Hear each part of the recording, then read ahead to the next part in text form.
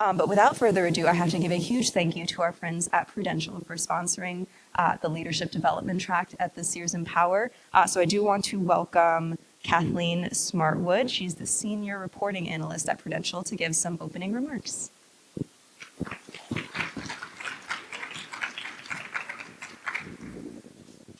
Thank you, and good afternoon, everybody. Prudential is a purpose-driven company for 150 years. We were founded in 1875 in downtown Newark, New Jersey. We have a proud legacy of social responsibility and innovation as the first company in the United States to offer life insurance to the working class. We have made a lasting difference. Without further ado, I would like to introduce our last speaker for today, Dr. Maria Montoro Edwards. Dr. Maria Montoro Edwards is the President and CEO of the Maternal and Family Health Services. Dr. Montoro Edwards works to build organizational capacity, ensure the sustainability and growth of the organization, and create new opportunities that will have a positive impact on women, children, and families. She leads with a focus on equity and inclusion as the organization meets changing community needs. Dr. Montoro Edwards serves on the Pennsylvania Maternal Mortality Review Committee and the Board of PA Alliance of Family Planning Councils. She also serves on the boards of the Northeast Regional Cancer Institute, Telespon Senior Services, and Northeast Pennsylvania Nonprofit Community Assistance Center. Dr. Montoro Edwards has a master's degree and a PhD from Marywood University. Please welcome me in joining Dr. Maria Montoro Edwards today.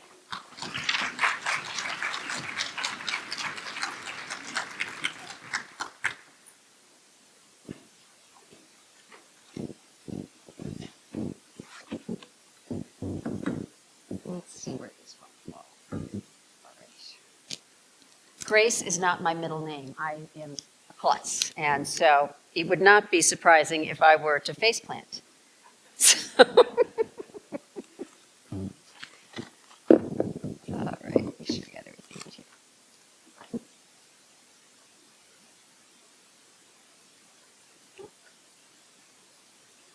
All right.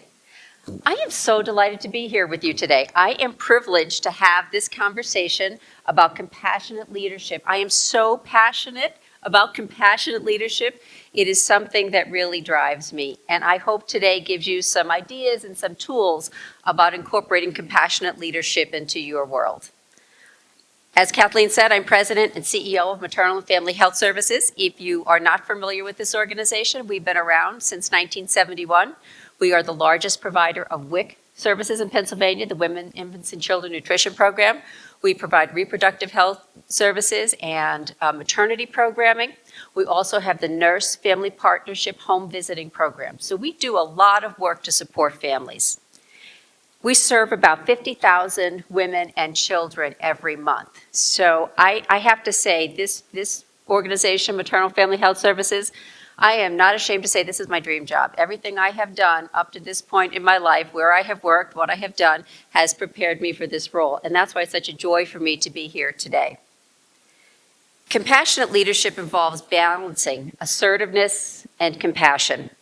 Women who master this balance can make difficult decisions while keeping the human element in mind. I am incredibly inspired by the work of Dr. Andrea Hollingsworth, and I included a link to her book at the end. Her approach to compassionate leadership is very powerful. She contends that it benefits both people and profits. It's not a nice to have, but a need to be successful. It's an evidence-based skill that's integral to leading effectively and holding teams together. Today, we're going to explore the critical balance between assertiveness and empathy. Effective leaders must navigate that delicate equilibrium of making tough decisions while maintaining a compassionate approach.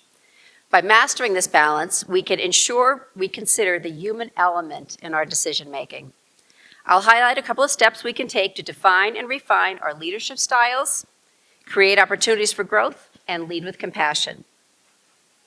Did I get that right? Okay.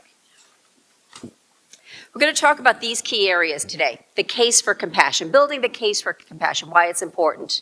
Radical self-compassion and getting away from busyness. Compassionate awareness, empathy and listening, accountability, and compassionate action. Compassionate leadership centers on understanding and addressing the needs, challenges, and well-being of our teams.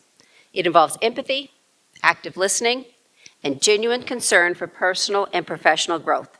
Leaders who adopt this approach create a culture of trust, respect, and collaboration. This drives high performance and continuous improvement. So I put a poll up. I don't know if this isn't going to work, the scanned version, but in your app, has anyone ever been in a work environment where compassion and kindness seem to be the last thing on anyone's agenda?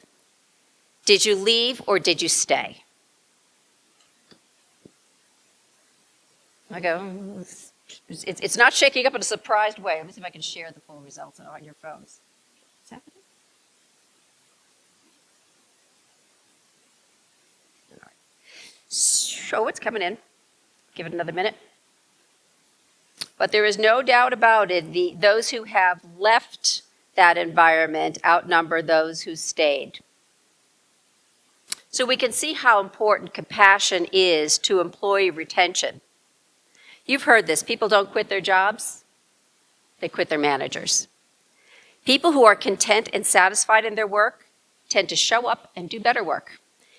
This has been a rough couple of years, remote work, masks, Zoom, Teams meetings where you can miss the social cues in a room, emails that seem to have a tone. Have you experienced that?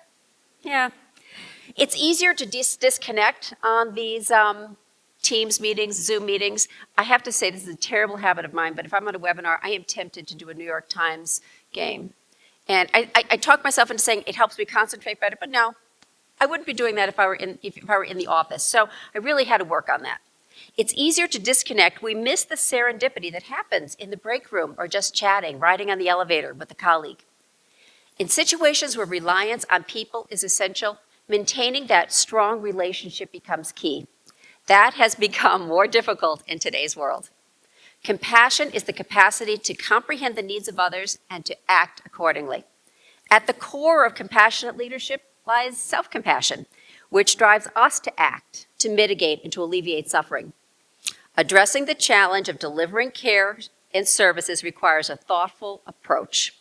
This is a priority for me personally and as a leader. It makes the work we do at Maternal Family Health Services possible. You can train yourself to be a more compassionate leader. A lot of the work we do can be really heavy because we deal with moms who are pregnant or nursing, parenting.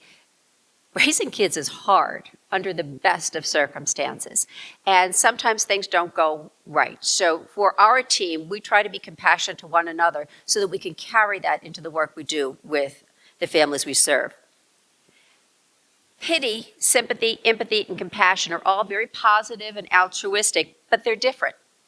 Think of it this way. Pity, I feel sorry for you, but it doesn't really have an action attached. Sympathy, I feel for you. It's an increased understanding and definitely a willingness to help. Empathy, I feel with you, and we may start to take on those feelings as our own. And then compassion, I'm here to help. You have a good understanding and a willingness to act. Think of it as compassion is empathy plus action. All right. Nope. You knew that up-down thing was going to get me. The case for compassion. We know that beaten down feeling is evidence of our collective post-2020 trauma, and it is impacting everything. We are all aware of quiet quitting, worker disengagement. We're feeling the world around us that seems a little less kind, more adversarial, fast-paced, mean-spirited. Have you been shopping recently? People are on edge. How about the news cycle? It's brutal. Social media. Have you been burned recently on social media? I was just this week. I posted something on our neighborhood site and asked a question, something like mundane. Does anyone know if there's still a burn ban? I got beaten up for being such an idiot to ask such a question and not just call the borough building. I deleted it. I didn't like to have him saying mean things, but we need compassion. We need compassion in our lives now and in our workplaces. When leaders cultivate authentic compassion in themselves and their organizational culture, it allows people to show up with renewed dedication.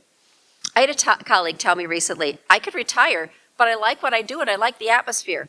That tells me we're doing something right. That was a huge compliment to have somebody say they could leave but would rather stay. Research shows that compassionate leaders are highly skilled, action-oriented powerhouses who can courageously create conditions of connections and trust. Compassion bolsters retention, drives innovation, supercharges engagement, and attracts top talent to the organization. Compassionate leadership supports employees performing at their best. A few weeks ago, a new mom reached out to Maternal Family Health Services. I assume it was just a cold call. She just looked up something online. She had an 18-month-old and twin preemies. She was new to northeastern Pennsylvania. Her husband was a long-haul trucker. She had no family support, no friends support, and she could not get her postpartum visit. She had a prenatal care with another provider, but she couldn't get the postpartum visit because the provider wouldn't allow her to bring the babies. So as I said, raising kids is hard in the best of circumstances. So she reached out to Maternal Family Health Services, and our practice manager rallied the team. We Ubered the mom and the kids to the Circle of Care practice in Scranton with her 3 car seats. Our team met her outside, helped her unload. She did the intake while she nursed one of the infants. A team member held the other preemie. Another kept the toddler busy. We connected her with WIC and breastfeeding support and anything else that she needed. And then the team Ubered the 4 of them back home, and the workday ran late, and no one cared. And the team was happy to help a family. If you have that environment, if you have that compassion among your workforce, they're so much more likely to be able to extend that to the clients that we serve. So to be able to do our work that can be sometimes very heavy, you need to be in a good place yourself. And I hope that our team really is.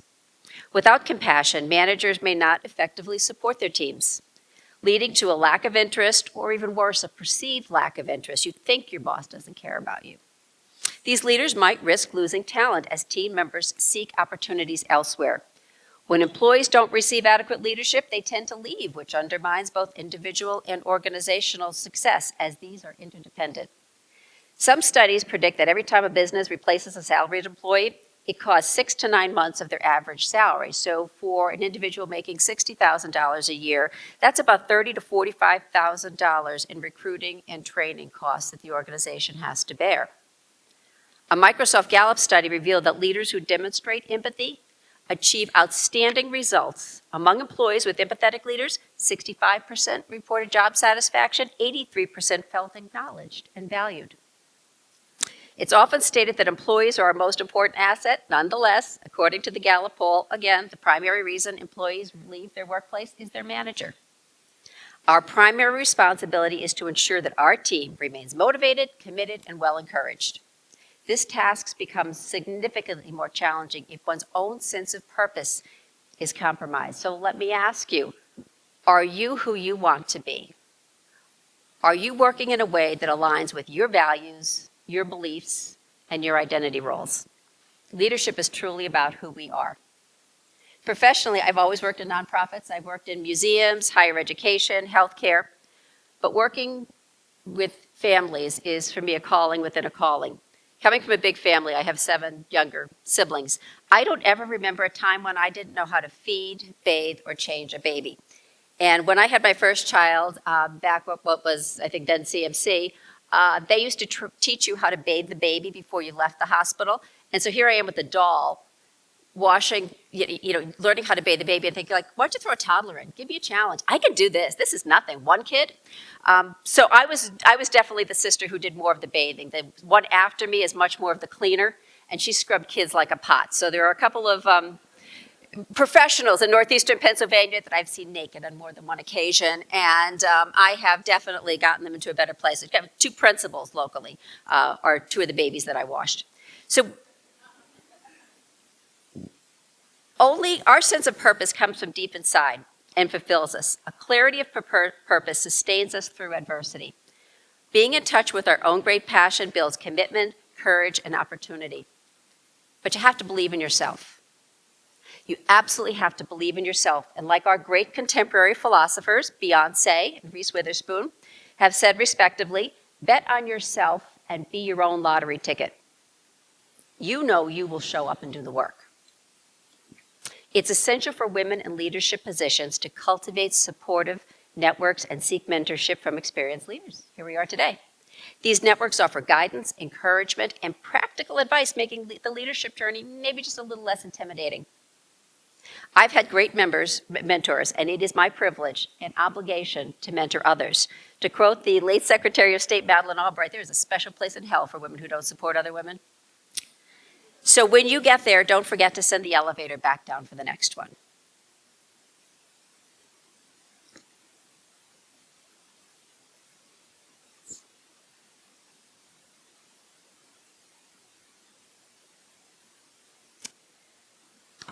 Compassionate leadership has emerged as a crucial element for fostering positive and productive work environments. While the principles of compassionate leadership can apply universally, there is a unique dimension to how women approach this style, bringing strengths that offer profound benefits to team dynamics and organizational success. Women by nature and social conditioning often exhibit higher levels of empathy and collaboration, which are fundamental to compassionate leadership. Why? Because we have a lot of experience. This room, this collective body of amazing, fun, fabulous women has organized thousands of personal and professional events, chaperoned field trips, wrote press releases, hosted endless holiday gatherings, balanced budgets, raised money, served on boards. The accomplishments are endless. And that's why we bring unique strengths and experiences to leadership through empathy, team connection, and understanding needs. Our emphasis on teamwork and inclusive decision-making fosters innovation via diverse perspectives. Exceptional communication skills in conveying ideas, active listening, and constructive conflict resolution. These things inspire teams. Women's higher emotional intelligence enhances interpersonal relationship management, leading to increased loyalty, commitment, productivity, and morale. The result, collaborative women leaders drive innovation and competitiveness. So this is Maternal and Family Health Services voluntary retention rates over the last 6 years. Research shows employee attrition is influenced more by relationships than economics. Compassionate leaders tend to reduce turnover rates, as employees who feel valued and supported are more likely to stay. High retention reduces recruitment and training costs and preserves institutional knowledge. So a couple of years ago, 16, 14%, that's not bad at all for retention. During the pandemic, 10%. Our voluntary turnover went down to 10%. Well, that's amazing. But during COVID, nobody was leaving their jobs. It was very hard to hire people during COVID. And so I think what we found in the next year, when our voluntary turnover rate went up to 24%, that great resignation happened. And we also realized that we may have hired people in the previous year who might not have been as great a fit for the organization because there were so few people to hire. But we really did at that point in time look at our turnover and decided that we were going to make a concerted effort to address retention. So we did the usual fiscally responsible things like higher starting rates and holding on insurance premiums, but we really focused on communication and relationships. I personally sent a handwritten birthday note to every employee, thanking them for their role in delivering the mission, and that's about 218 a year. I meet every new employee or send a personal message as we serve 17 counties and make a point of meeting them the next time I'm at their location. We now do stay interviews at 60 days instead of the 45-day review. So to find out why folks are staying with us. You'll never hear me say my staff. I always say colleagues or our team. I really want to make sure that we are all seen as a collective body of individuals who act together. We say thank you to each other a lot after hard things, after difficult things, but we try to be really good to one another. We provided organization-wide training in emotional intelligence and mindfulness.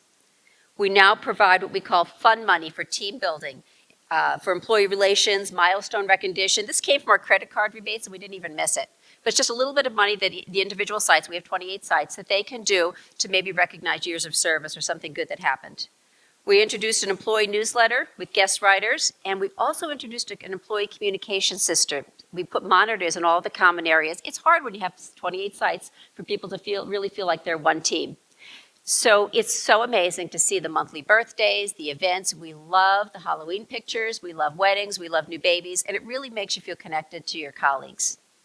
We started a Caring Deeds program where you can nominate a colleague who did something above and beyond to get a little recognition.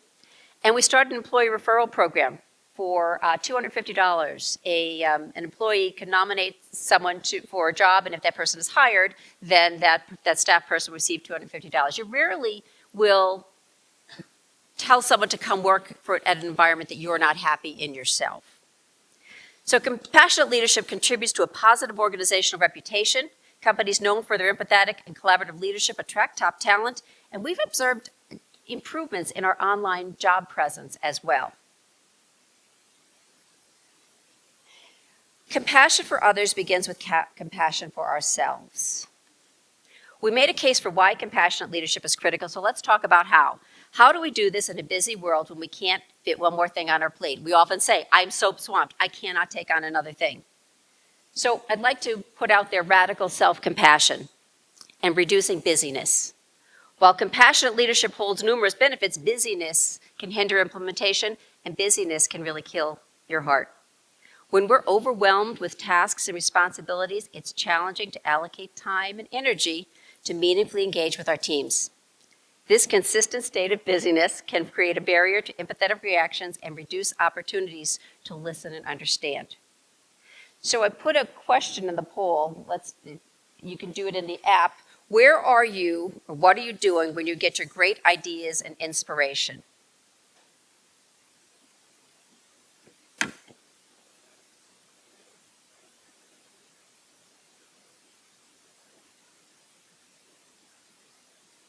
Let's see.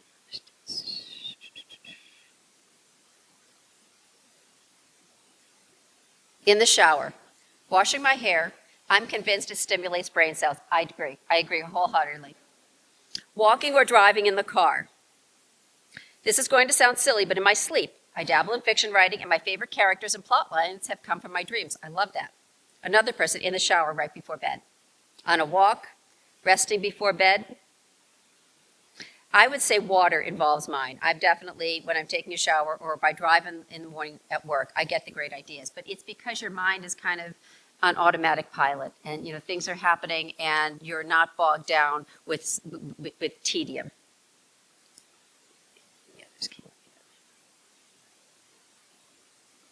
Brisk walk with music. I love that. In the car. All right.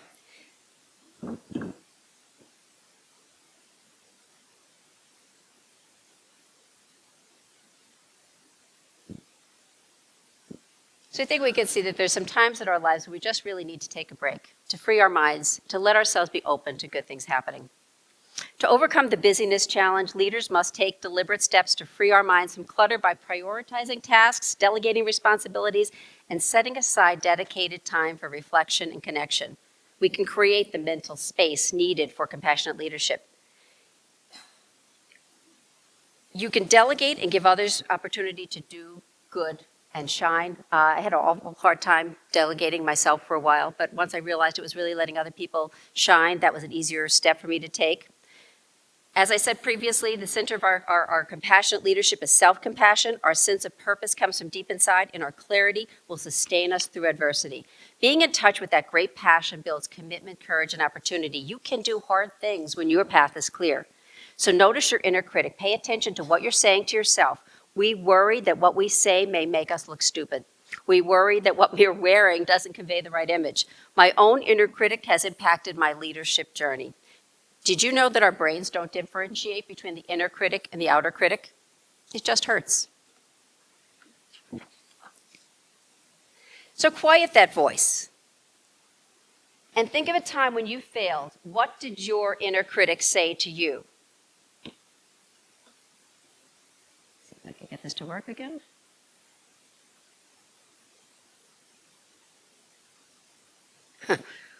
Why didn't you insert random idea?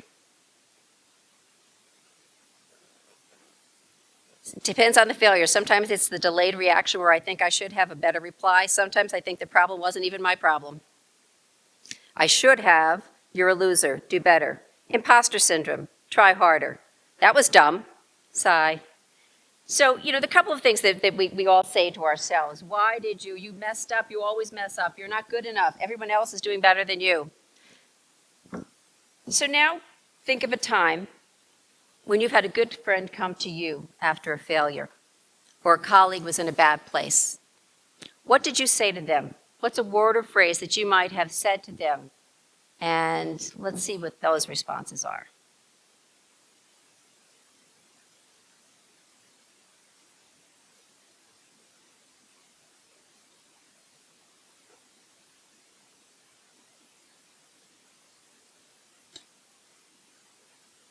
You can't change the past. Learn from it and move on. Every experience, good or bad, is part of developing who we are. Now you know what works and what doesn't. Take time to reflect, heal, and when you're ready, move on. Ask yourself what you could have done differently. If the answer is nothing, then you know you did the best you can. If you can find something, try it next time. Listen, ask what went well. How can you learn from the opportunity? Don't be so hard on yourself. How can I help? It's not the end of the world. Use it as a learning experience. Opportunity, not view it as failure. Take it as feedback, information on how to move forward. Do you see the difference? We talk to ourselves in very mean ways. Our inner critics are damn hard on ourselves. The way we talk to ourselves and the way we speak to others is very, very different. So I want you to start talking to yourself the way you would talk to a good friend. Radical self-compassion requires tenacity to change the way we see ourselves. Shaming and beating up ourselves can affect our leadership journey, and I say this from experience. Ask, how can I give myself some grace? How are you taking care of yourself? We are hardest on ourselves when we are hungry, dehydrated, or not sleeping well. We are all human, we have limits, and it's okay to acknowledge that.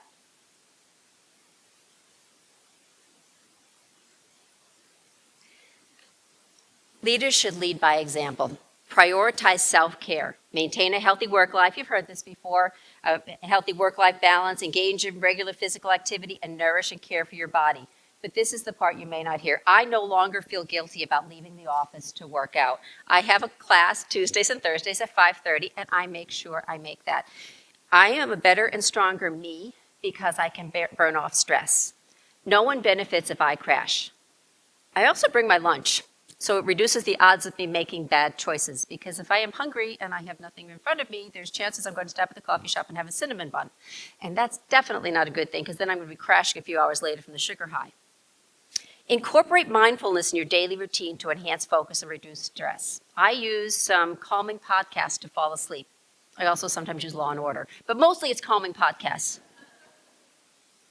I love to put on ocean sounds in my office when I'm really getting a little tangled. And that just gives me that beach feeling.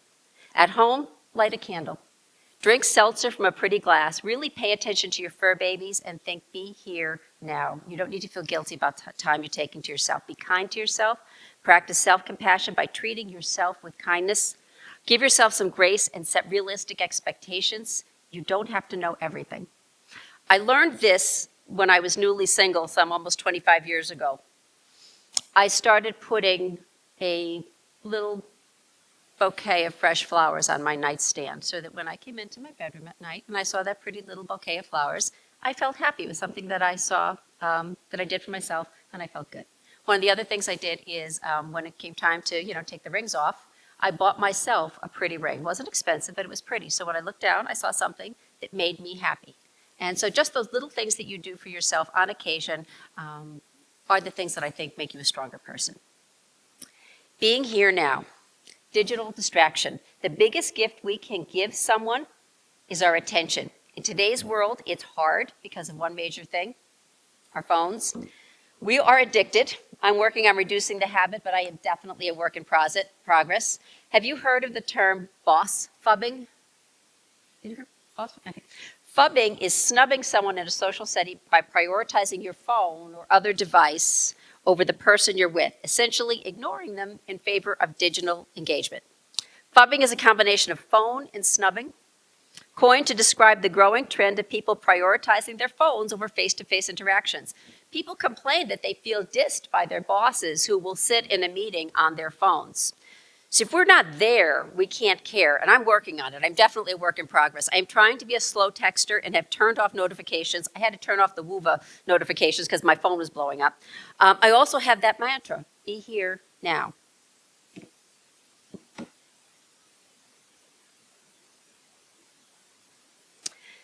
Compassion, empathy, and listening, creating a space to communicate. We need to encourage open communication, create a safe space for our team to share thoughts and feelings, and actively listen to their concerns. I often start our one-on-one meetings with, so how are you? What's going on? How you doing? What's high risk? What's unresolved? How can I help? I had a direct report a few years ago who was conscientious, high performer, and started to miss the easy stuff. I had them stop by my office, ask if they were okay, and out came some pretty major personal stuff. But once we had it out there, we could strategize, redistribute the effort until the hurdles subsided. So listening, seriously shutting up and listening to others, we can say things like, we've hired you for a reason. You have amazing talents. What hurdles can I remove so that you can step into your best? How do you feel when you're truly listened to? Let's see if I got that one to come up.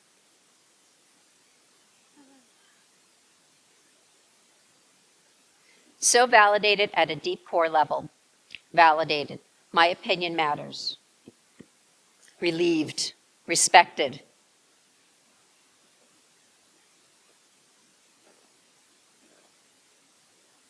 Heard, valued, safe, respected. Respected, respected. My opinion matters. So you can learn to ask some better questions when you've got somebody in front of you who's struggling. When a colleague is struggling, ask how you can support them, but instead of a yes or no question, you might want to ask, what can I do to make your day a little better? What can I take off your plate today? What do you need from me that you're not getting? Tell me more. That client you talked about that last week that was so difficult, how are you after that? We have the power to get better at compassion for others if we keep a growth mindset and are intentional about it. We are all a work in progress, but if we believe we can get better at empathy and compassion, we will. And for business and social events, I love to ask people, so what are you working on that you're excited about? That's great for a cocktail party. And if I'm at, like, say, a wedding or something, I love to ask couples how they met and then hear each one of them correct the other telling the story. That matters little if they're married, 1 year or together 5 years. It's always fun to hear those stories. Compassionate accountability. All leaders must provide feedback, and it's often challenging or corrective. Relationship researcher Dr. John Gottman contends that stable and happy relationships have a ratio of at least 5 positive interactions for 1 negative interaction. This also applies to high-functioning teams in the workplace. This started as couples research, but now it has been researched into the workplace, and the most successful teams had a higher positive ratio. Getting feedback on yourself is also very helpful and at times quite revealing. On a recent employees survey, we asked things like, what do you like most or least about working here? If you were CEO, what would you change to make your life better? Right now, we're asking questions about inefficiencies and how we can fix them. We're asking for help from the people who know it best. Our HR director does personal HR visits to all 28 of our locations. It's good for everyone to see HR coming when things are going well and not to be afraid of them when it's the worst. So we love to have her get out there and have that good relationship. I'll often ask at a meeting, what should I be worried about? Why is this not going to work? I put this out here. Do you think this is really going to work? Somebody play devil's advocate. What could possibly go wrong? And I really appreciate when someone does come up with some other thoughts, because most of the time I haven't thought about that angle. And because we built trust, my colleagues are not afraid to be candid. And we often have to deliver difficult messages. The higher you rise, the more tough decisions you have to make and the more difficult messages you have to deliver. You must strike that balance between kind and caring and unvarnished truth. Too much kind and caring, and we have a team who doesn't want to speak up, and then maybe they hold back ideas and they don't make much progress. Too much unvarnished truth, and folks may be afraid to take risks because they're afraid of public shaming. So you need that balance in the middle, and I think it's that caring candor in the middle that's that balance. And I also believe that direct is best. Ask yourself how you would like to be treated in this situation. That's what it changed for me. I knew I didn't want others to know something negative about me before I did. And so that made it easier for me to then nip something in the bud. Say it like it is. I have to have a difficult conversation with you. And I also believe in bottom lining it first. This program has to be cut. The budget is simply not what it was. For mistaken judgment, you might ask somebody, help me to understand da-da-da-da-da. And then listen. You will often learn something you had no idea about it. And this story might contain the roadmap as to how we're not going to do this next time. You might also say something like, I'm telling you this because I want you to be successful. When you're firing someone, don't wrap a hand grenade. Tell them at the beginning of the conversation so they have time to adjust and react. Being candid now is a gift to your future self because infections only get worse. I learned this through personal experience as well. There is a saying, good news can take the stairs, but bad news has to take the elevator. As compassionate leaders, we can't tolerate bad behavior, or as we might call it, value breakers, because it sends the wrong message to everyone else. It fosters an environment that undermines performance. Be the first person of power to model care. So here's some strategies for your teams. For smaller teams, when your colleagues are struggling, think of caring, not carrying. Offer support, but don't carry around other people's stress. Be a supporter, not a savior. You still have to set boundaries for yourself. For management, keep an eye on consistency and rhythm. People feel cared for when they can predict what's coming. Teams in structures and systems that work will thrive.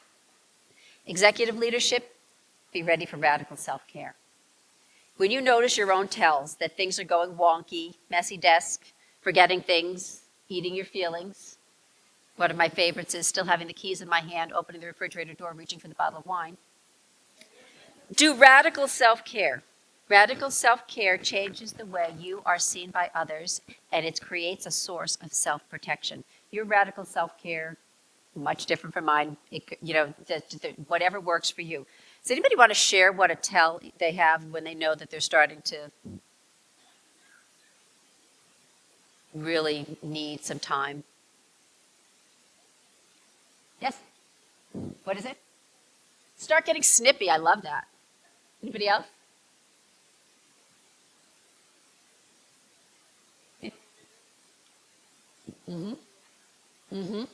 Too focused, tunnel vision? Overeat, eating your feelings, yeah. Anybody else share the... Everybody's what? Everything becomes annoying, sensory overload. I like that. When you just have reached capacity. So radical self-care involves going beyond merely saying no and setting boundaries. It means going against popular opinion or refusing to appease others. This is your cue to take care of you. I keep thinking, if I go under, it's not good for anyone. I've got to be okay. So today, we set the stage for why compassionate leadership is important. It's time to embrace the power of compassion. By prioritizing self-care, self-compassion, you can transform your leadership style, create a positive impact on your professional life, personal life, and in your workplace. Compassionate leadership has become increasingly significant, so much so in this world now when our teams have such anxieties, global events beyond our control. Everybody's on edge. For better talent retention, organizational performance, especially in these challenging times, leaders need to recognize that compassion isn't a nice to have, it's an evidence-based skill that's integral to leading effectively and holding our teams together. Compassionate leaders can transform organizations and drive success. As the business and nonprofit sectors continue to evolve, embracing and promoting compassionate leadership, particularly through the unique attributes of women, it will be essential to achieving these sustainable success and growth. Compassionate leaders show it, and they will be rewarded, and I encourage you to go forth, be a compassionate leader, and empower your colleagues to lead with compassion as well. Thank you.